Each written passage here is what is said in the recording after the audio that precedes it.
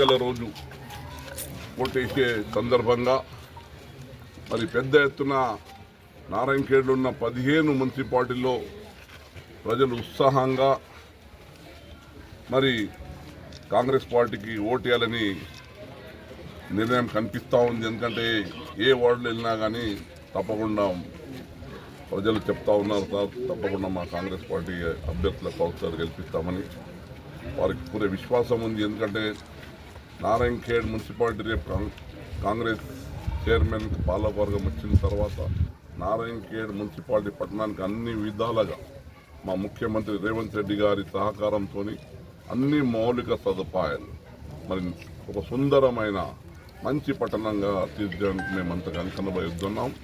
నాకు పూర్తి విశ్వాసం ఉంది. ఇప్పుడు 7వ వార్డు మా వార్డు సంబంధించిన సందర్భంగా మా కుటుంబ సభ్యులం అందరం కూడా ఇప్పుడే ఓటు వేయడం జరిగింది. ప్రజలు ఉత్సాహంగా కనిపిస్తూ ఉన్నారు. నాకు పూర్తి విశ్వాసం ఉంది.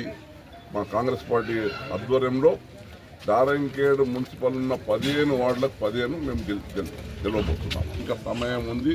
మీ అమూల్యమైన ఓటు నారాయణఖేడ్ అభివృద్ధి కోసం కాంగ్రెస్ పార్టీకి కాంగ్రెస్ అభ్యర్థులు గెలిపిస్తుంది మనం చెప్తాం. Hi everybody, this is Kiriti Damaraju. Like, share and subscribe to Saira TV. Oh Saira!